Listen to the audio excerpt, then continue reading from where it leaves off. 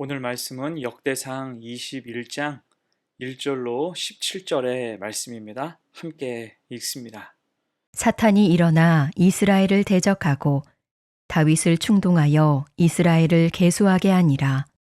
다윗이 요압과 백성의 지도자들에게 이르되 너희는 가서 브엘세바에서부터 단까지 이스라엘을 계수하고 돌아와 내게 보고하여 그 수효를 알게 하라 하니 요압이 아뢰되 여호와께서 그 백성을 지금보다 100배나 더하시기를 원하나이다. 내 주 왕이여 이 백성이 다 내 주의 종이 아니니이까 내 주께서 어찌하여 이 일을 명령하시나이까 어찌하여 이스라엘이 범죄하게 하시나이까 하나 왕의 명령이 요압을 재촉한지라 드디어 요압이 떠나 이스라엘 땅에 두루 다닌 후에 예루살렘으로 돌아와 요압이 백성의 수효를 다윗에게 보고하니 이스라엘 중에 칼을 뺄 만한 자가 110만 명이요 유다 중에 칼을 뺄 만한 자가 47만 명이라. 요압이 왕의 명령을 마땅치 않게 여겨 레위와 베냐민 사람은 계수하지 아니하였더라. 하나님이 이 일을 악하게 여기사 이스라엘을 치심해 다윗이 하나님께 아뢰되 내가 이 일을 행함으로 큰 죄를 범하였나이다. 이제 간구하옵나니 종의 죄를 용서하여 주옵소서. 내가 심히 미련하게 행하였나이다 하니라. 여호와께서 다윗의 선견자 갓에게 말씀하여 이르시되 가서 다윗에게 말하여 이르기를 여호와의 말씀이 내가 네게 세 가지를 내어 놓으리니 그 중에서 하나를 내가 택하라. 내가 그것을 네게 행하리라 하셨다 하라 하신지라.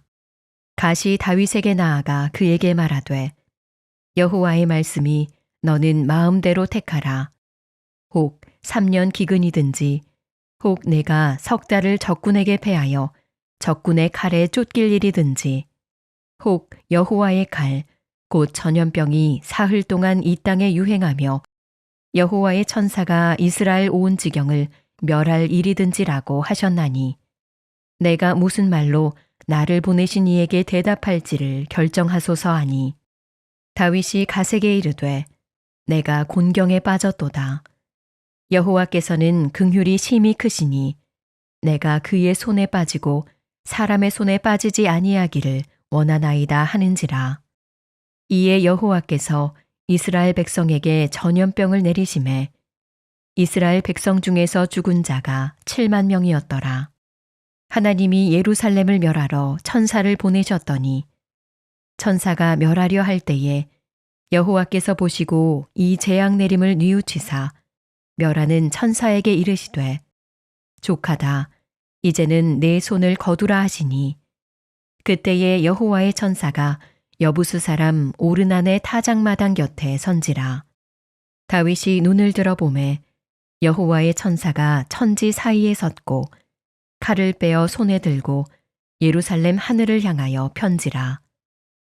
다윗이 장로들과 더불어 굵은 배를 입고 얼굴을 땅에 대고 엎드려 하나님께 아뢰되 명령하여 백성을 계수하게 한 자가 내가 아니니이까 범죄하고 악을 행한 자는 곧 나이니이다. 이 양떼는 무엇을 행하였나이까?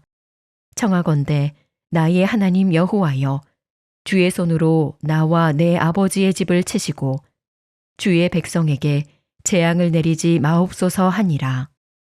죄의 기세 앞에서라는 제목으로 말씀 증거합니다. 다윗은 이스라엘 왕으로 세워진 이후에 하나님께서 함께 하실 때 놀라운 행보를 이어가게 됐습니다. 역대기서 말씀을 기준으로 보면 다윗은 역대상 11장에서 헤브론에서 정식으로 왕이 되죠. 그리고 하나님께서 다윗을 도울 수 있는 최고의 용사들을 붙여주셨어요. 그럴 때 연전연승 파죽짓에 거침없이 승리하게 되었고 그 나라는 부강해졌습니다. 자, 그런데 그때 이스라엘에 큰 문제가 발생을 하죠. 이게 어떤 문제이며 또한 이를 통해 주시는 교훈이 무엇일까? 오늘 본문 통해서 두 가지로 생각을 해봅니다. 첫 번째, 악한 충동에 넘어갑니다. 1절이에요. 사탄이 일어나 이스라엘을 대적하고 다윗을 충동하여 이스라엘을 계수하게 하니라. 이제 다윗이 인구조사를 하는 거예요. 전체 백성의 숫자를 계수하는 것, 그게 무엇이 문제인가 싶지만 핵심은 그 목적과 의도가 선하지 않았다는 것입니다. 특히 본문은 그 시작을 사탄이 일어나 라고 분명히 기록하고 있어요. 같은 사건을 기록하고 있는 병행구절 사무엘하 24장에서는 하나님께서 다윗을 격동하사라고 표현하고 있습니다. 연결해서 봤을 때 사탄이 충동하는 것을 하나님께서 내버려 주셨다고 할 수 있어요. 분명한 것은 인구를 계수하는 이 일이 하나님과 무관하고 하나님이 기뻐하지 않으시는 일이었다는 겁니다. 더 정확히 7절을 보면 하나님께서 이 일을 악하게 여기셨음을 말씀하고 있어요. 그럼 왜 악하게 여기셨을까요? 그것은 인구조사의 결과를 보면 알 수 있습니다. 5절에서 요압이 다윗에게 인구조사 결과를 보고하죠. 요압이 백성의 수효를 다윗에게 보고하니 이스라엘 중에 칼을 뺄 만한 자가 110만 명이요 유다 중에 칼을 뺄 만한 자가 47만 명이라. 이게 특이점이에요. 인구조사는 지금 일반 백성의 삶을 위한 게 아니라 칼을 뺄 만한 자, 즉 싸움에 나갈 수 있는 사람을 세는 것에 초점이 맞춰져 있습니다. 곧 다윗은 왕이 된 이후에 하나님께서 은혜 주셔서 여기까지 계속 행진해 왔는데 슬슬 딴 생각을 하고 있는 것입니다. 우리가 주변 나라를 다 무찔렀는데 우리 군대는 얼마나 강한 것일까? 그러면서 숫자가 궁금해진 거예요. 속셈이 뻔히 들여다 보였습니다. 그래서 하나님의 뜻과는 무관하게 군사력 점검 차원에서 인구조사를 실시하게 된 것입니다. 물론 이방의 다른 왕들이라면 이럴 수 있어요. 자랑하고 내세울 게 그것밖에 없으니까 그렇게 하는 것이지만 지금 다윗과 그 백성은 군사력이 아니라 하나님의 은혜로 여기까지 왔어요. 그걸 안다면 스스로 자고하고 교만해질 이런 조사는 하지 말았어야 옳았습니다. 또 하나님은 계속 그런 사인 하지 말라는 징조를 주셨을 거예요. 다만 보이지 않았던 거예요. 영적인 위기를 자초한 셈입니다. 자, 그런 면에서 오늘 이 시대를 살아가는 우리의 신앙도 점검할 필요가 있지요. 하나님은 우리에게도 다윗처럼 승리와 응답을 주십니다. 분명 하나님의 인도하심이죠. 그런데 그 순간 우리는 오히려 실수하기 쉬워요. 하나님의 은혜가 아니라 자기 공로를 주장하고 자랑하고 싶어 한다는 겁니다. 하나님께 올려드려야 할 영광을 대신 차지하고자 하는 거죠. 그것이 교만이고 우리의 연약함이에요. 그렇기에 우리는 영적으로 늘 깨어 있어야 할 것입니다.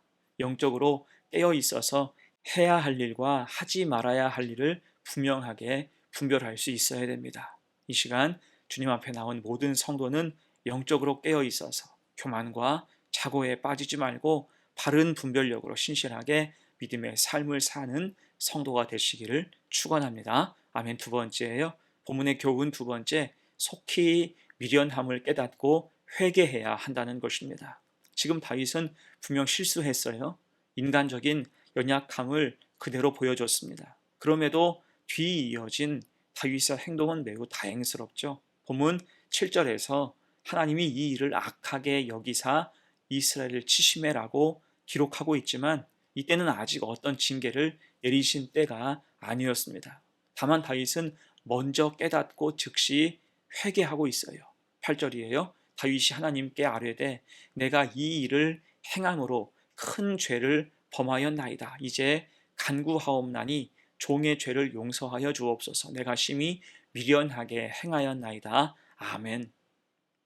지금 다윗에게 어떤 말씀이 들린 것도 아니었고 백성들에게 어떤 재앙이 임한 것도 아니었지만 다윗은 자신 스스로 실수했다는 것을 깨닫게 됐습니다. 죄가 주는 허무함을 알아챈 것입니다. 곧 사람은 죄를 짓고 그 결과를 보기까지는 거의 불나방과 같아요. 죄가 죄인 줄 모르고 악한 영향에 취해서 정신없어지는 것입니다. 물론 이렇게 된 것도 다윗만의 문제는 아니었어요. 1절을 보면 사탄이 다윗을 충동했으며 또한 이스라엘을 대적했다라고 기록하고 있습니다. 곧 다 같이 죄에 취했다는 거예요. 이에 다윗은 요압과 백성의 지도자들에게 인구조사를 명령하게 된 것입니다. 곧 죄의 집단성, 전염성이에요. 그렇게 죄는 집단 전체를 타락으로 몰아갈 수 있는 것입니다. 그렇게 다윗은 죄를 향해 불나방처럼 달려갔다가 이제 죄의 결과를 보자 그때야 정신이 번쩍 든 것입니다. 그래서 속히 미련함을 깨닫고 회개하게 된 거예요. 물론 이제 징벌은 피할 수 없었어요. 하지만 하나님은 진노 중에서도 긍휼을 잊지 않으십니다. 그게 15절이죠. 하나님이 예루살렘을 멸하러 천사를 보내셨더니 천사가 멸하려 할 때에 여호와께서 보시고 이 재앙 내림을 뉘우치사 멸하는 천사에게 이르시되 족하다. 이제는 내 손을 거두라 하시니 그때 여호와의 천사가 여부스 사람 오르난의 타작마당 곁에 선지라. 아멘. 자, 그리고 이러한 긍휼하심의 이유는 다윗의 진실한 회개와 겸비함을 보셨기 때문입니다. 그 모습이 16절과 17절입니다. 다윗이 눈을 들어 보매 여호와의 천사가 천지 사이에 섰고 칼을 빼어 손에 들고 예루살렘 하늘을 향하여 편지라. 다윗이 장로들과 더불어 굵은 배를 입고 얼굴을 땅에 대고 엎드려 하나님께 아뢰되 명령하여 백성을 계수하게 한 자가 내가 아니니이까 범죄하고 악을 행한 자는 곧 나이니이다. 이 양 떼는 무엇을 행하였나이까? 청하건대 나의 하나님 여호와여 주의 손으로 나와 내 아버지의 집을 치시고 주의 백성에게 재앙을 내리지 마옵소서 하니라. 아멘. 어떻습니까? 다윗은 책임을 통감하면서 진실하게 회개합니다.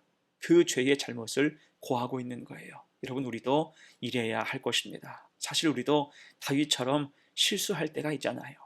본의 아니게 범죄할 때가 있는 게 우리의 연약함입니다.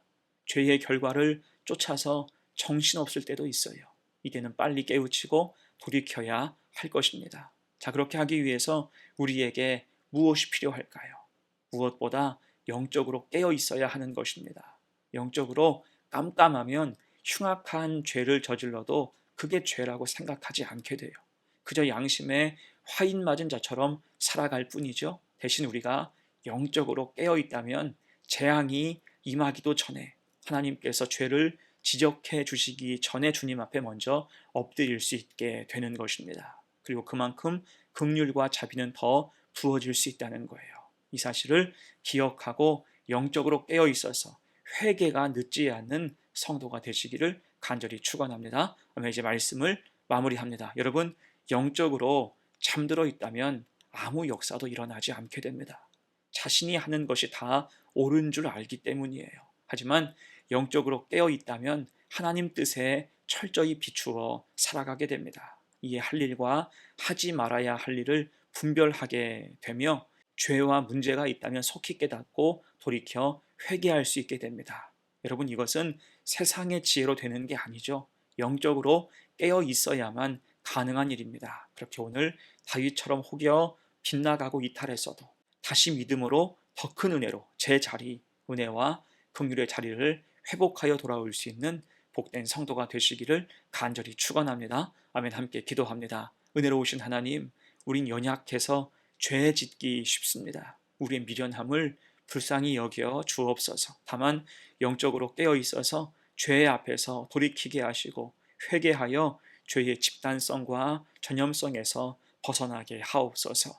은혜의 자리를 놓치지 않게 하시고 우리의 마음과 생각, 삶을 친히 주장하고 다스려 주옵소서. 감사드리며 예수님의 이름으로 기도합니다. 아멘.